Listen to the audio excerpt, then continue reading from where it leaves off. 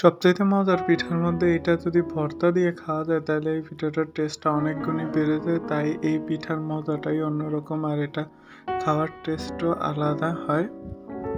আসসালামু আলাইকুম। আশা করি সবাই ভালো আছেন। আজকে ভাতের চাল দিয়ে আপনাদেরকে দেখাবো চিতই পিঠা তৈরি করে।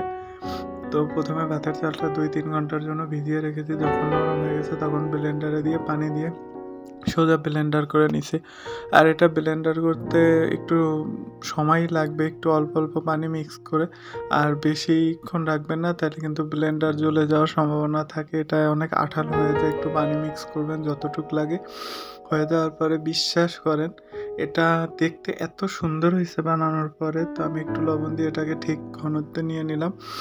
যখন আমি এটাকে বানাইছিলাম দেখে মন খুশি হয়ে গেছে, কিন্তু এর খেতেও মজা না। আর এটা ঘ্রাণটা তো খুবই বাজে। ভাতের একটা আষ্টে আষ্টে একটা কেমনই জানি বাজে একটা ঘ্রাণ আসে। ওইটা খাওয়ার উপযোগী না।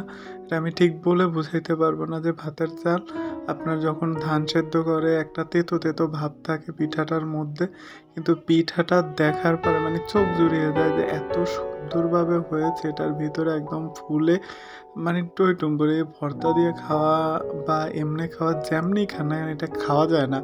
আমার কাছে খুবই বাজে এবং মানে টেস্টলেস একটা পিঠার মধ্যে পড়ে এটা।